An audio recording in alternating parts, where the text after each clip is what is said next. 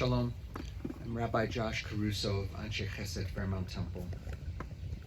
It is my honor to be here in a place I know we all would have not chosen to be, but my honor to pay tribute to Jules Raskin. In the words of Ecclesiastes, a season is set for everything, a time for every experience under heaven, a time for dancing, a time for wailing, a time for birthing, a time for dying, a time for speaking and a time for silence, a time for seeking and a time for losing. The time of mourning is a complicated time, filled with many emotions, both bitter and sweet.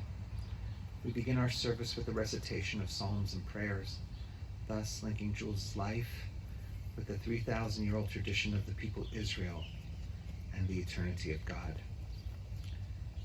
I invite you to join with me, if you wish, for the recitation of Psalm 23. The Lord is my shepherd, I shall not want. He maketh me to lie down in green pastures. He leadeth me beside the still waters. He restoreth my soul. He guideth me in straight paths for his name's sake.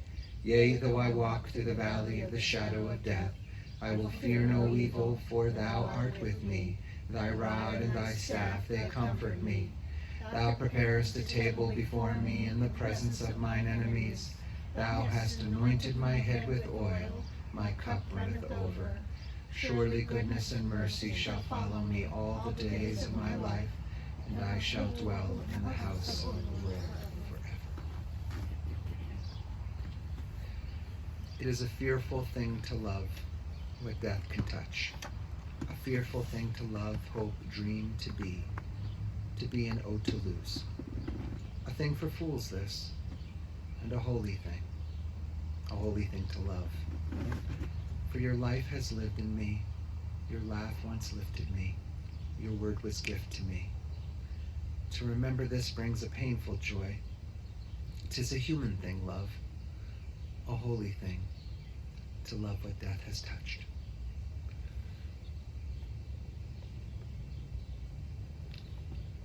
Jules touched so many of us in his life, in his quiet and loving and kind way. I feel privileged to have known him, to have met him, to have spent Shabbat with him, to have greeted him before and after services. He always greeted me with a kind smile and a warmth that Rosa, you and he shared together. And I always thought of the two of you as one. So today we think about Jules, his life, and I know how much he not only meant to Rosa, but he meant to the extended family, including Maria. Maria's going to share a few words in memory.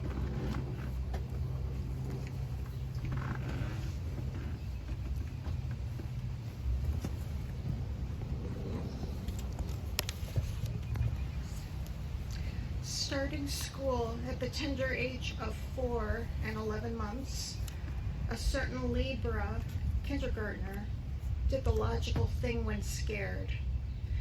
He hid under the table in the classroom.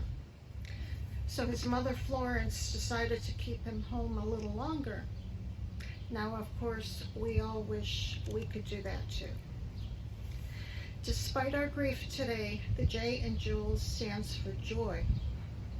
Even the decades past, he would always remember his Blibby, his grandma, and share old stories with me. That was his mom's mom, who lived with the family for a time. Blibby at that time was a new word for me, as was chont. I'm not sure I've quite got that right. It is a slow-cooked Sabbath meal made with brisket, carrots, and potatoes. Maybe it takes 6 days to clean the pot after all that caramelization. Jules loved jokes, original and borrowed, repeatable and raunchy. The last book I gave him was a copy of a book my husband had given me called Yiddish for Dogs. Even though Jules was doggedly a cat person, Cats performed amazing feats for him, standing on his shoulders, purring like a sports engine, a car. Jules transformed cats into warmer, fuzzier creatures. The U in Jules's name means unique. In fact, Jules is unique was one of my mom's favorite expressions, a word for no one else. One of a kind, unparalleled. Some people are strong, others are smart, others are kind. Jules was a special blend. And today, because we're saying goodbye, I really have to add, Jules is irreplaceable. The L in Jules is for love, all that he gave and all that he received. This began in his family of origin. And he was married to my sister for 53 years, not counting the courtship. Over 30 years, and making 3 moves for industrial risk insurers, never sent out one resume. And he was a faithful Browns and Buckeyes fan. When I was a teenager, he played for me his precious album of OSU marching band music. There was rapture in his eyes. For Jules, football was, if not exactly a religion, at least a fervently practiced rite. I heard that among memories he shared at his brother Stan's Shiva barely 6 months ago was that Jules' favorite memory was playing football in the snow with the neighborhood boys. So that's an image I can see, although I was obviously not there. I also wanted to share a story that I did observe. Our dad was a strict and European dad. How would he react to Jules, 5 years older than Rosa? I think they were 17. Rosa was 17, Jules was 22 when they met. How would our dad react when Jules shows up for the first real date at our front door on Coventry Road, right over there, sporting a toga? It was for a Halloween party, a mere sheet that he probably swiped from the laundry. And the fact that the party was sponsored by the Jewish fraternity AE Pi, of which several are here today, which I was told Jules was a co-founder. So as the nosy little sister, at that time I was half Rosa's age, to give you some idea. I always had to watch these things. I spied from the dining room to see how my dad would react. Jules stood in the doorway all togaed up, and our dad greeted him in Latin. He said, "Veni, vidi, vici." Yes, like Julius Caesar himself, Jules came, saw, conquered. The E in Jules' name represents education. Some of you might know that he originally thought he would become a teacher. Made it all the way to student teaching. Student teaching dissuaded him, not because of the kids, not even the classroom tables and chairs turned into projectiles. The reason he retreated is he'd have to subdue kids and even strike them. As much as he loved football, classroom combat was not Jules's game. He changed his major to business. In my own educational journey, there have been some detours. Jules said to me, "The only thing you have to fear is fear itself." If FDR could keep our spirits up during the Great Depression, Jules strived to do the same with my minor life dramas. For example, of being afraid of transferring to Cleveland State University from a smaller school. He coached me on the phone for over an hour. How many brother-in-laws would do that? And attend my graduation and offer a toast. Maybe it was a teacher after all. He was always a man of compassion. The S in Jules's name means steadfast. Jules was the absolute essence of a son, husband, brother, uncle, great uncle, brother-in-law, neighbor, cousin, friend, employee, cat lover, and sports fan. And like Cleveland's distinctive coconut bars, a treat he especially enjoyed, he was sweet, and he lifted the spirits of many. Jules Elliott Raskin lived up to his sparkling name.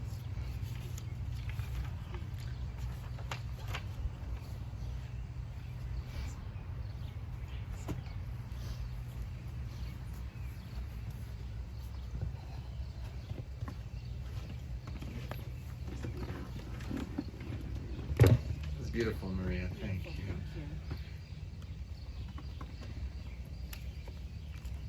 I think Jules had a lot of company in enjoying those coconut bars. Nothing says Cleveland like coconut bars, and he really loved Cleveland.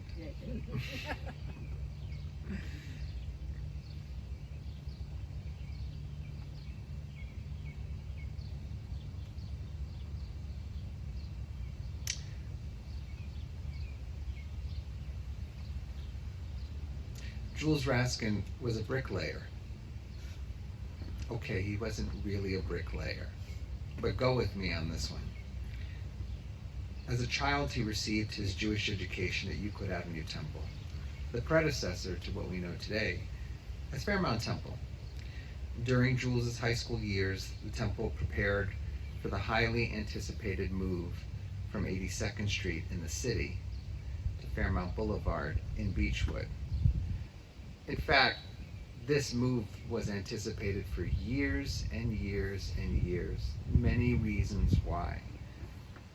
But there are lots of fond memories that children who went to Euclid Avenue Temple Religious School have.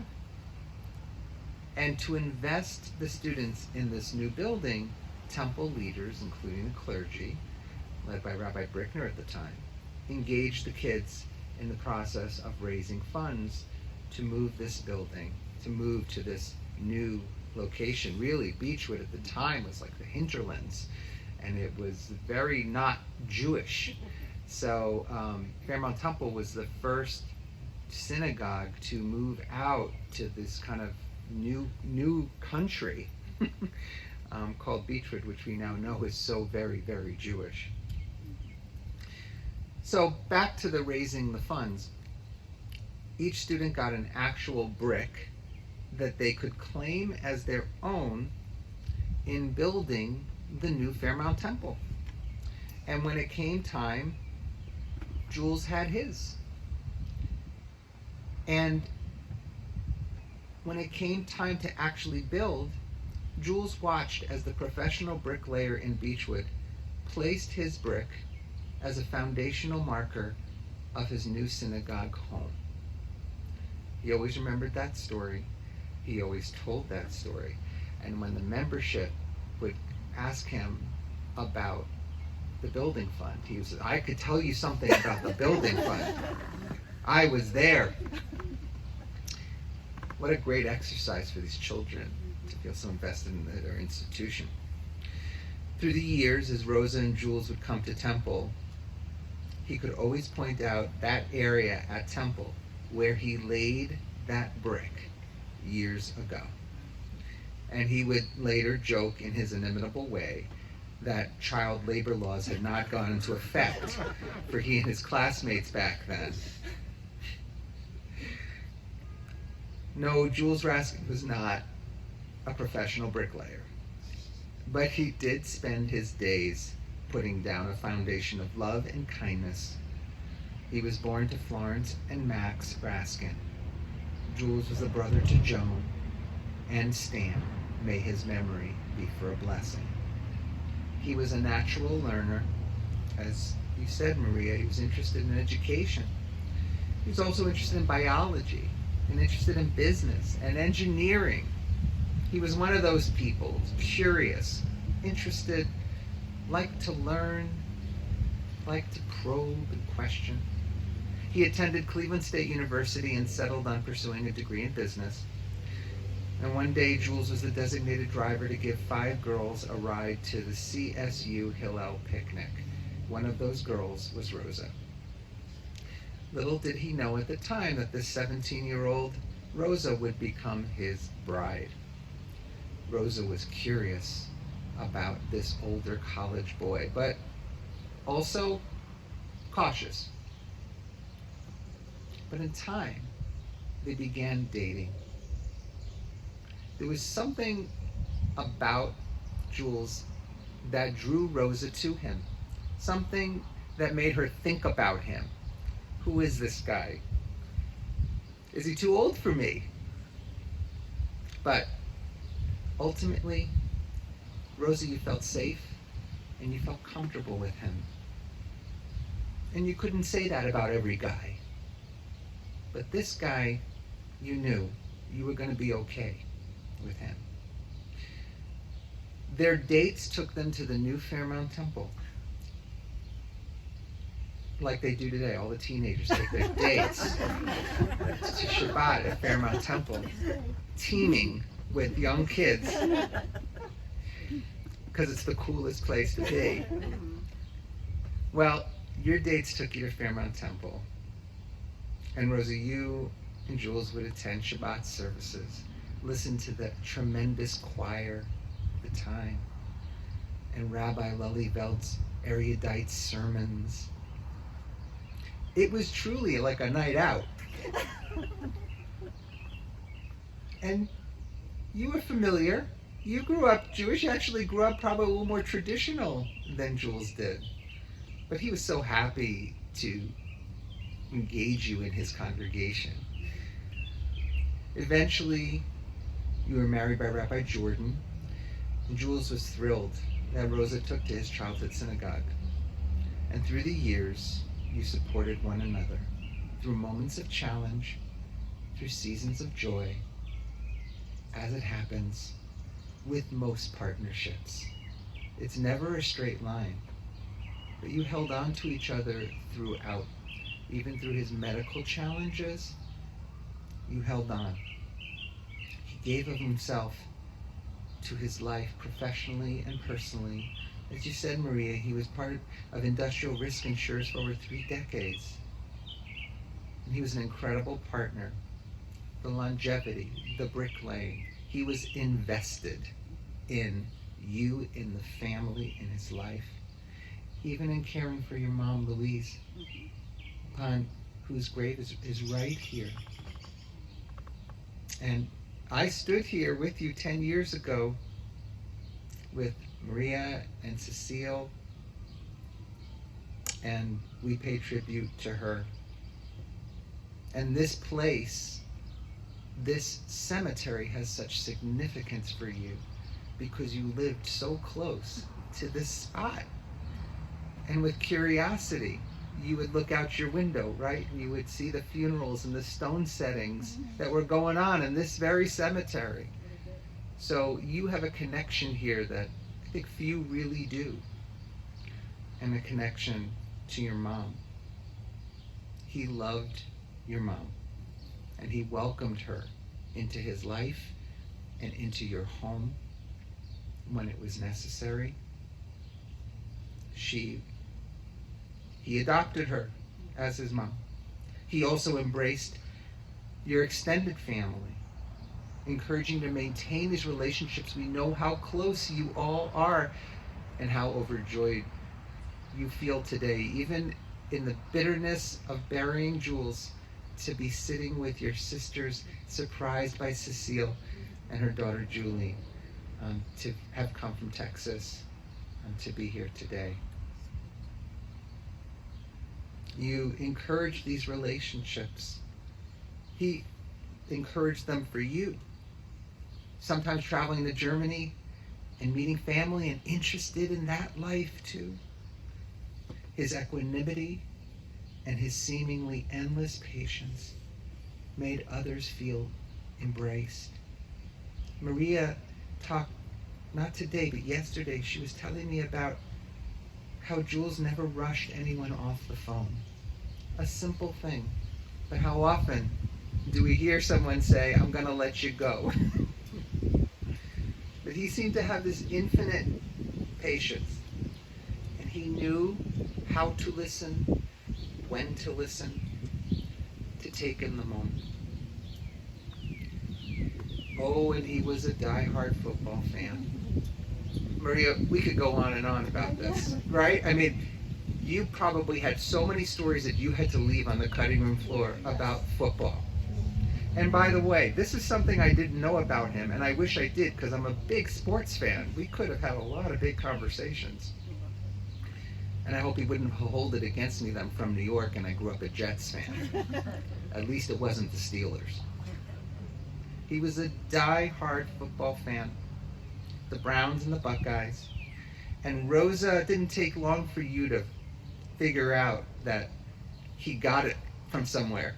And when you would go visit family, his family, you discovered that family life was built around football games. Meals were built around football games. That was one of the things you were marrying into in the family. Jules was such a big Buckeye fan that, yes, he encouraged Rosa to pursue her second graduate degree at OSU in order that he'd be able to go to those games. That's commitment. He was also looking out for you, Maria, but the football was important. Maria, you talked about how he even taught you to take a strong stance against anything that had to do with the Wolverines or that team in Pittsburgh. He was one of those fans who had loads of VHS cassette tapes with recorded games of past Buckeye and perhaps Brown standout moments. He was a follower of history and politics, toggling between the History Channel and CNN. He was a Scrabble player, utilizing his command of words, and most recently he enjoyed Guy Fieri and diners, drive-ins, and dives. Mostly Jules was a loving husband, a family man. With all of his intellect and his curiosity about the world, about nature, about gardening, about life, there was a simplicity to him in terms of just wanting to ground himself in family and life. What a beautiful combination of things. And not be too busy in your life to figure out that your priority are the people around you. He would routinely ask, how can I help? He always had time for you. Always had time to listen. It was as if methodically Jules was sharing every bit of himself. Well, he was carrying that brick and just continuing to build on it, and another brick and another brick, and building on this life that he made and he shared. Today we remember him for blessing. We remember the legacy he leaves with us. May his name be an enduring blessing. And let us say, Amen. We pause for a moment as we consider all that Jules contributed to this world and to your life.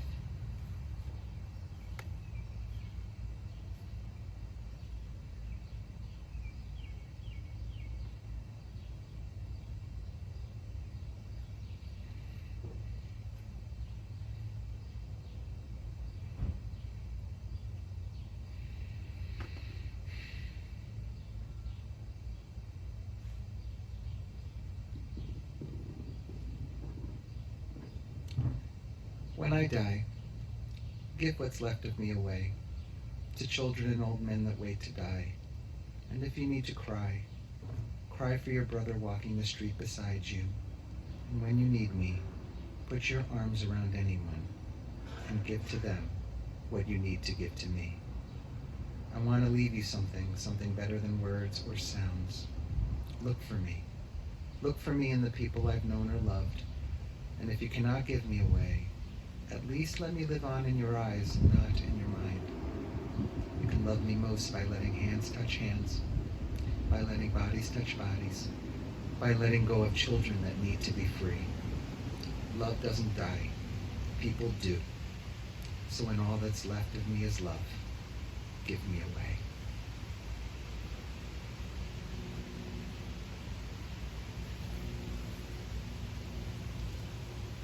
I invite you now, as you are able, to rise at your seats memorial prayer. Amalei Rachamim.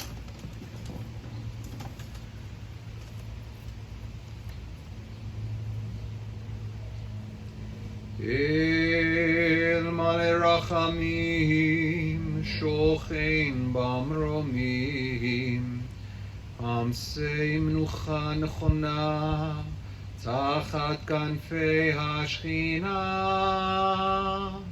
B'malot Keroshim Udorim Kezoar Rakia Mazirim Et Nishmat Yehuda Elias ben Mordechai v'Tzipora Fega shalach le'olamo began Eden tehei menuchato Ana bala rachamim hastirehu Beseter kenafecha le'olamim Utror bitror achayim et nishmato Adonai unachalato Ve'anuach b'shalom al mishkavo V'nomar Amen.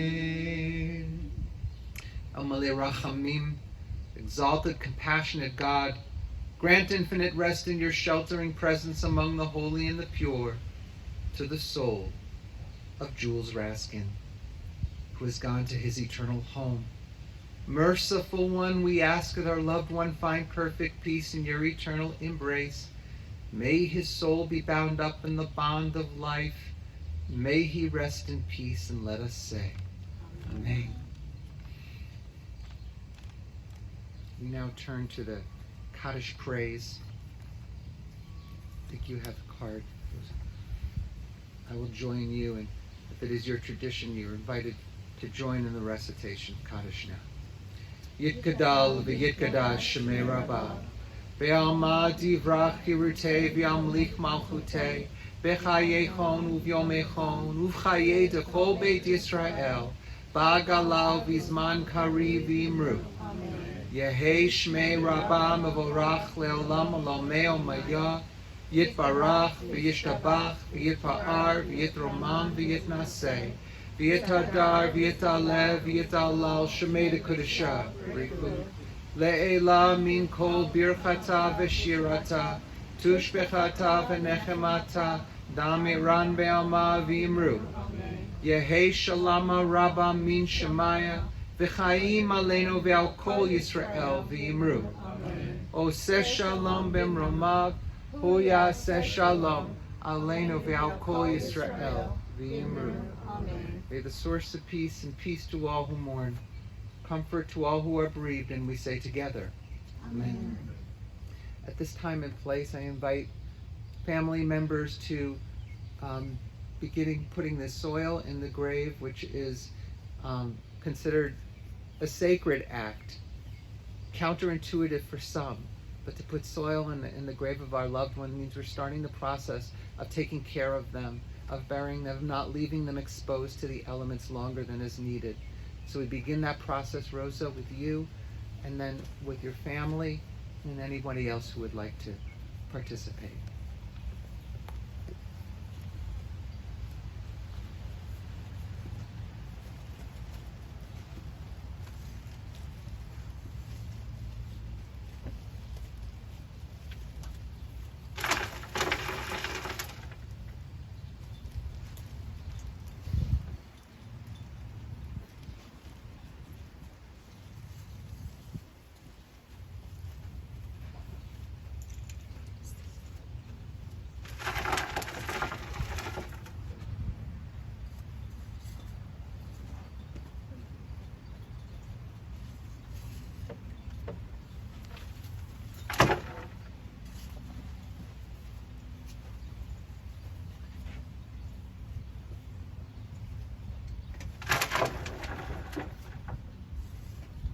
Extended family and spouses.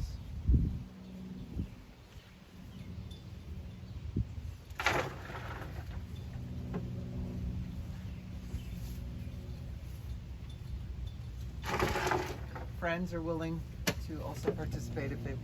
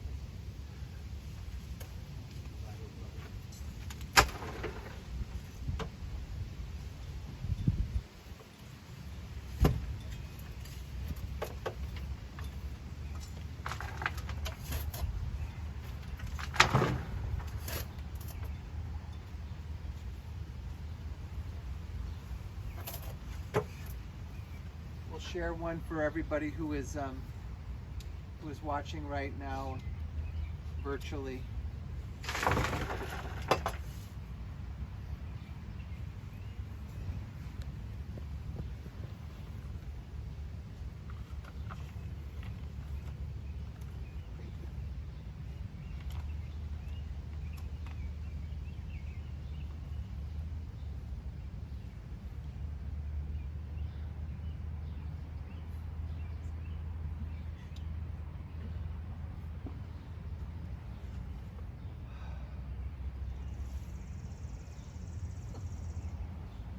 We're grateful for your presence here today.